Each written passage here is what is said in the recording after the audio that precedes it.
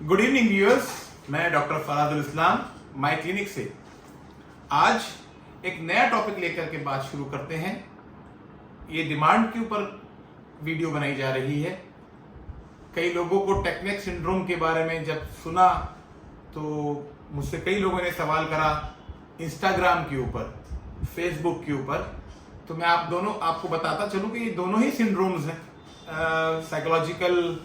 Psychologist ने हमारे यहाँ इसको लेबल करा है फेसबुक सिंड्रोम और इंस्टाग्राम सिंड्रोम। एक और सिंड्रोम भी बहुत पहले से चला आ रहा है, इंटरनेट एडिक्शन सिंड्रोम। तो आज हम बात करते हैं इंस्टाग्राम सिंड्रोम की।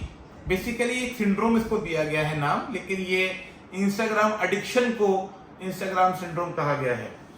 होता क्या है इंस्टाग्राम एडिक्शन के अंदर कि हम लोग इंस्टाग्राम को इतना यूज करने लगे हैं कि इसके बगैर हम जी नहीं सकते। तो इंस्टाग्राम एडिक्शन जिसको हो जाता है उसके अंदर बहुत सारे इश्यूज आने लगते हैं। तो पहले तो मैं आपको बताऊं कि मैं किसी सोशल मीडिया के अगेंस्ट नहीं हूं, लेकिन अगर ये सोशल मीडिया हमारे हेल्थ के ऊपर असर डालने लगे तो naturally as a doctor, as a human being, as a scientist मुझे इसके लिए कुछ सोचना होगा जिससे मैं अपने पेशेंट्स का और अपने जो आवाम है हमारी उसका कुछ भला कर सकूं।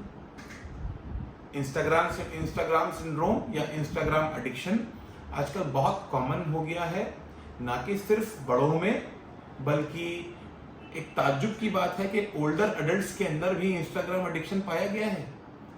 ना कि सिर्फ ओल्डर जनरेशन के अंदर, बल्कि अब तो यंगस्टर्स के अंदर भी मिलने लगा है। सो मच सो कि 15 साल, 14 साल, 12 साल के बच्चे भी इंस्टाग्राम के ऊपर अपने अकाउंट्स बना करके उसको एडिक्ट हो चुके हैं। सो मच सो कि अब उनको प्रोफेशनल हेल्प की जरूरत पड़ रही है। मैं कुछ इस बारे में बात करना चाहूंगा कि हमारे बुजुर्गवार जो होते हैं, अगर उनको इंस्टाग्राम एडिक्शन होता है तो कहीं ना कहीं एज अ ह्यूमन बीइंग ये एक गुंजाइश उनको, एक अपर हैंड उनको मिल जाता है कि भाई उनके पास शायद करने को कुछ ना हो तो वो इंस्टाग्राम को एडिक्ट हो गए।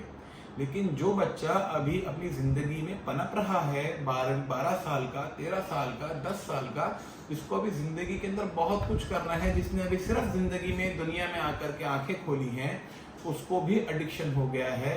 तो जरा सोचिए कि उसके पढ़ाई लिखाई का क्या हाल होगा, उसके सेहत का क्या हाल होगा, उसके ओबेसिटी का क्या हाल होगा, उसकी मेंटेलिटी का क्या हाल होगा।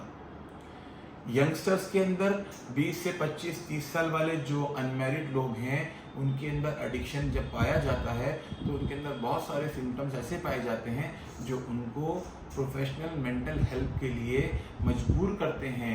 उनके पेरेंट्स लेकर के आते हैं, उनके किन उनके रिश्तेदार हमारे पास लेकर के आते हैं कि इसको एडिक्शन हो गया है, इसके अंदर कुछ ऐसे सिम्टम्स पाए जा रहे हैं जो नॉट एक्सेप्टेबल, ना काबिल कबूल हैं।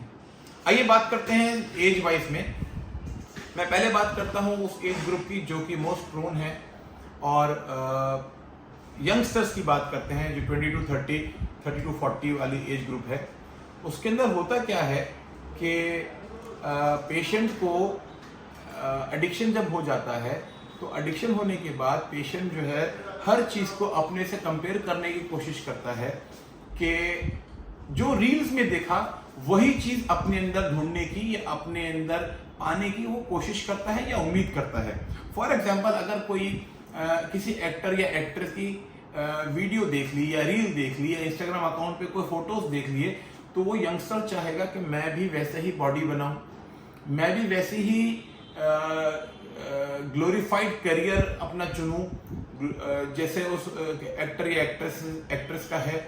मैं भी वैसे ही उतना ही रिच या उतना ही मालदार या उतना ही पैसे वाला बन जाऊं जैसे वो एक्टर या एक्ट्रेस, या जिसकी भी वो रील फॉलो कर रहा है, जिसका भी वो फॉलोअर है, तो उसको लगता है कि मैं वैसा ही बन जाऊं जैसा कि मैं जिसको फॉलो कर रहा हूं। तो इससे उस पेशेंट के अंदर इंफीरियोरिटी कॉम्प्लेक्स आता है। नंबर 1, ये एज रिलेटेड चीज है जिससे इस पेशेंट के अंदर इंफीरियोरिटी कॉम्प्लेक्स डेवलप होता रहता है। ये इंफीरियोरिटी कॉम्प्लेक्स इतना बढ़ जाता है कि उस पेशेंट को डिप्रेशन के सिम्टम्स भी शुरू हो जाते हैं। ऐसे ही यही चीज अलग फॉर्म में जो अडोलेसेंस एज ग्रुप है, जो 12, 13, 14, 18, 19 साल तक के बच्चे हैं, उनके अंदर ये इंस्टाग्राम का जो देखा जाता है वो बेसिकली लड़कों के अंदर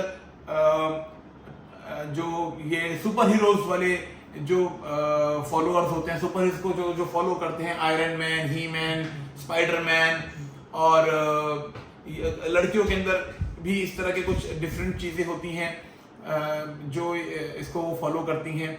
इससे उनके अंदर क्या होता है कि अच्छा, कुछ लोग इसमें, कुछ बच्चे इसके अंदर गेम्स के एडिक्टेड हो जाते हैं, कुछ बच्चे इसके अंदर ऐसा फॉलो करते हैं कि बस हर वक्त वो गेम्स देखते रहते हैं। तो जो लोग गाड़ियों के शौकीन हैं, जो बच्चे वो गाड़ियों के को फॉलो करते रहते हैं, और उनके अंदर एक ख्वाहिश पैदा होती है जो कि प्रैक्टिकलिटी से बहुत दूर होता है कि हम भी ये कार ले लें, या हम भी ये मोबाइल ले लें, या हम भी ये इस तरह के स्पाइडरमैन या ही मैन या सुपरमैन बन जाएं। तो ये उनके अंदर एक तरह का जज्बा पैदा होता है कि हम भी इसको इमिटेट करें या कॉपी करें, जो कि प्रैक्टिकलिटी से बहुत दूर होता है। तो इंस्टाग्राम जब कोई भी एडिक्ट होता है तो उसके अंदर ये तो कुछ एज स्पेसिफिक मैंने बातें करी बच्चों के लिए और जवानों के लिए, लेकिन एक कॉमन चीज जो बुजुर्गों में भी देखी गई है वो होता है कि हर कोई अपने आप को अपडेट रखना चाहता है, और एक तरह का सेटिस्फेक्शन, एक ग्रेटिफिकेशन मिलता है। वो मेरे ख्याल से स्यूडो सेटिस्फेक्शन ही होता है कि मैंने कोई भी अपडेट करा, या मैंने कोई भी रील या कोई भी फोटो या कोई भी पोस्ट फेसबुक पे या इंस्टाग्राम पे डाला, तो मैं चाहता हूं कि उसको लाइक्स मिले, बहुत सारे लाइक्स मिले, बहुत सारे उसको लोग शेयर करें, बहुत सारे लोग उसको जो है पसंद करके उसको फॉलो करने की कोशिश करें। और अगर ये नहीं होता तो फिर उसके लिए पेशेंट डिप्रेशन में जाता है, या उसको एक एंजाइटी रहने लगती है। तो बार बार वो एक चाहता है कि मेरे पोस्ट को, मेरे जो वीडियोस हैं, मेरी जो रील्स हैं, मेरे जो फोटोज हैं, उसको लाइक करा जाए। तो अगर वो अचीवमेंट नहीं हो पाता, और 99% केसेस में ये अचीवमेंट नहीं हो पाता, तो फिर पेशेंट को एंजाइटी होने लगती है। ये एंजाइटी रफ्ता रफ्ता बढ़ते बढ़ते डिप्रेशन की शक्ल ले लेती है। इसमें एक वर्ड और आता है, इसको हम लोग बोलते हैं FOMO, fear of missing out. यानी कि जब भी पेशेंट एडिक्टेड हो जाता है, तो अगर वो कोई भी काम करना चाहता है, चाहे वो हमारे माताएं बहनें गृहिणियां हों जो अपने काम में कंसंट्रेट नहीं कर पाती, या स्टूडेंट्स हों जो अपनी पढ़ाई में कंसंट्रेट नहीं कर पाते, या हमारे प्रोफेशनल्स हों जो अपने काम में फोकस नहीं कर पाते, उनको हर वक्त क्या रहता है कि मैं उठा करके 1 सेकेंड अपना फेसबुक अकाउंट या व्हाट्सएप अकाउंट या इंस्टाग्राम अकाउंट देख लूं, चेक कर लूं कोई मैसेज तो नहीं आया। उनको एक ये चिंता लगी रहती है मेरे से कुछ चीज मिस ना हो जाए। इसको बोलते हैं फियर ऑफ मिसिंग आउट, कि मेरे पास कोई कहीं से कोई गुड न्यूज तो नहीं आ रही, या कोई अपॉर्चुनिटी ऑफ बिजनेस तो नहीं आ रहा, या अपॉर्चुनिटी ऑफ कोई इनकम तो नहीं आ रही जिसको मैं मिस कर दूं। तो वो इस अपॉर्चुनिटी को तलाशने के लिए हर वक्त अपने अकाउंट्स को, सोशल मीडिया अकाउंट्स को स्क्रॉल करते रहते हैं, और इसमें उनको लगता है कि मैं कोई चीज मिस ना कर दूं। तो that is fear of missing out, whether it is opportunity, whether it is any information, whether it is any news। तो ये एक तरह का एक एंजाइटी, एक इम्पल्सिव बिहेवियर है जो एंजाइटी की शक्ल ले लेता है। अगर वो इस चीज को नहीं स्क्रॉल करते या देखते, या अपने फोन को बार बार उठा करके अकाउंट को एक्सेस नहीं करते, तो उनको इस बात में एंजाइटी होने लगती है कि हमने कोई चीज मिस तो नहीं कर दी। तो ये एक सिम्टम है जो हर किसी के अंदर देखा गया है, बुजुर्गों में भी देखा गया है, यंगस्टर्स में भी देखा गया है, बच्चों में भी देखा गया है। और ये एक सबसे बड़ी प्रॉब्लम बन जाती है कि हम लोग जो है अप टू डेट रहें। कोई जरूरी नहीं है कि हम हर पोस्ट को लाइक करें, हम दूसरे की पोस्ट को लाइक करें, या हम दूसरे के जैसा बने।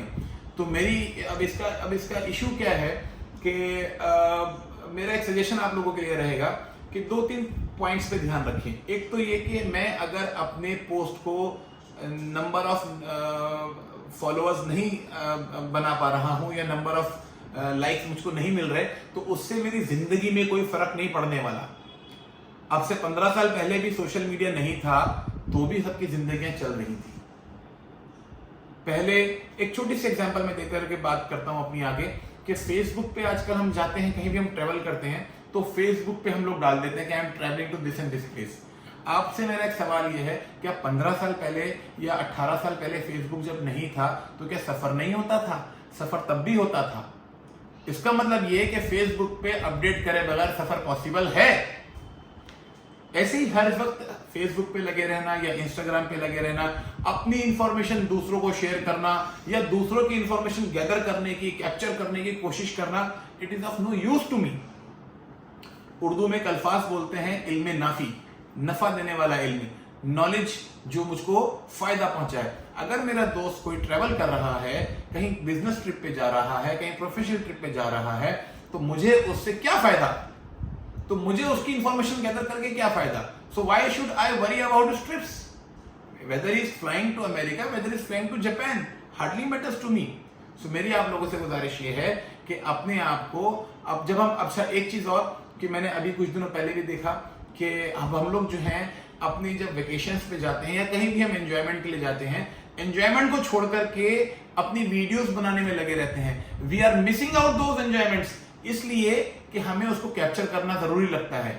और इस कैप्चर करके हम ये कि 10 साल बाद देखेंगे, 10 साल बाद की जिंदगी का तो भरोसा नहीं, लेकिन आज की जो हमारी एंजॉयमेंट का पॉइंट था, जो एंजॉयमेंट का टाइम था, वो हमने मिस कर दिया क्योंकि हम रील बना रहे थे। तो मेरी इसमें एक सजेशन ये रहेंगे कि हर चीज को फेसबुक पे या इंस्टाग्राम पे डालने की जरूरत बिल्कुल नहीं है। दूसरों के फेसबुक अकाउंट्स पे या इंस्टाग्राम अकाउंट पे जाकर के उनकी इंफॉर्मेशन लेने की भी बहुत ज्यादा जरूरत हमको नहीं है। आइए समझते हैं कि हमें इसे दूर कैसे करना है। हमें दूर करने के लिए हम कोशिश ये करें कि एक दिन के लिए अपना फोन का जो सोशल मीडिया अकाउंट है उसको हम यूज ना करें। ऐसे ही करते करते एक दिन करें, 2 दिन करें, कुछ एंजाइटीज बढ़ेंगी इसके अंदर। 1-2 दिन के लिए अगर हम करेंगे फिर थर्ड डे हम फिर से अपने रील्स को और फेसबुक को एक्सेस कर लें, क्योंकि एकदम से रोक पाने से मुश्किल हो जाएगा, एंजाइटीज बढ़ जाएंगी। तो कुछ दिन, 1 दिन के लिए हम रुकें, फिर 2 दिन के लिए रुकें, एक्सेस कर लें अपने अकाउंट्स को। ऐसे ही फिर 2 से 3 दिन फिर रुकें, फिर एक्सेस कर लें अकाउंट्स को। 4 दिन रुकें, एक्सेस कर लें अकाउंट्स को। फिर 5-6 दिन रुकें एक्सेस करते करते, ऐसे अपना टाइम बढ़ाते चलें।